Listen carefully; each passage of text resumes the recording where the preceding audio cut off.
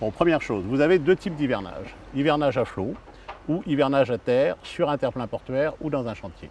Ce bateau vient d'arriver, il va rester au port pendant à peu près 3-4 mois.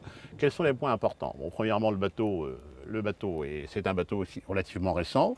Le bateau est propre. Au niveau du gel-côte, premier tour, je fais un contrôle de la coque, contrôle visuel,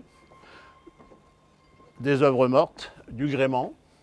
La coque, on pourra passer sur la coque là, une fois qu'elle sera rincée à l'eau douce, éventuellement passer un produit qu'on appelle un déjaunisseur. Vous avez pas mal d'hydrocarbures qui sont hélas à la surface de l'eau et se matérialisent par des traces un peu jaunâtres sur la coque, en particulier au niveau des étraves. Donc ce produit, ce déjaunisseur qu'on trouve chez tous les bons chipchandlers, vous permet d'enlever ce produit et en le rinçant très bien, ça n'attaque absolument pas ni le gel-côte ni la peinture. Il est bon, premièrement, de déposer les voiles, ça c'est très important. Déposer les voiles, bien les rincer, bien les stocker. Bon, les voiles sont en place, bien sûr, les voiles vont être séchées, débarquées et contrôlées soit par le propriétaire, soit par un voilier qui fera un hivernage des voiles et une vérification complète des différentes du tissu.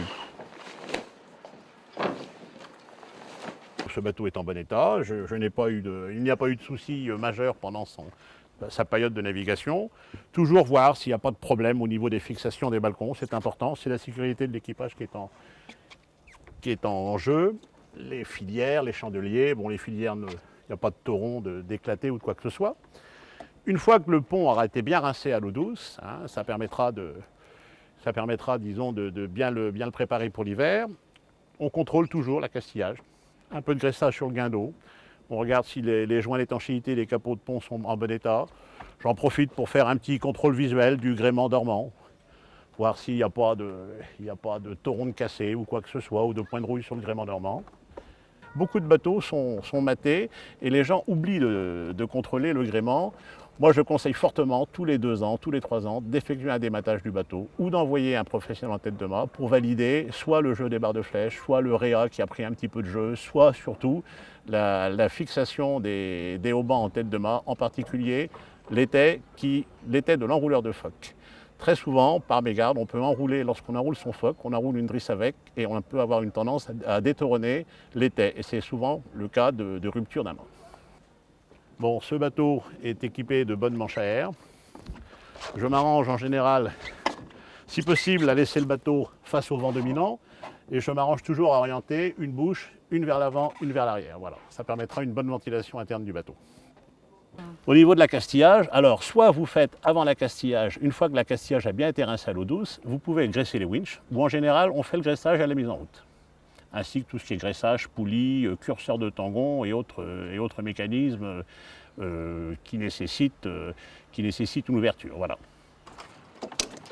Moi je conseille fortement de déposer tout ce qui est écoute de génois et écoute de grand voile et de les stocker pour l'hiver. Bon, une fois que le moteur est hiverné, vous avez débranché les batteries ou si vous avez un accès électrique sur le quai ou sur le ponton, pardon, vous branchez votre chargeur de batterie et ça vous permet d'entretenir régulièrement les batteries pendant l'hiver. L'annexe sera rincée, sera éventuellement soit envoyé à un professionnel pour une révision, soit on peut le faire soi-même en n'oubliant pas on met du talc, que c'est pas plus mal au niveau des caoutchoucs. Le radeau de survie, actuellement, on doit les réviser tous les 3 ans, il faudra également le débarquer et bien sûr, la capote sera déposée. Il faut éviter, pendant l'hiver, surtout si on a un hiver très humide, de laisser tout ce qui est voile, capote ou autre matériel qui peut s'altérer pendant l'hiver. Voilà.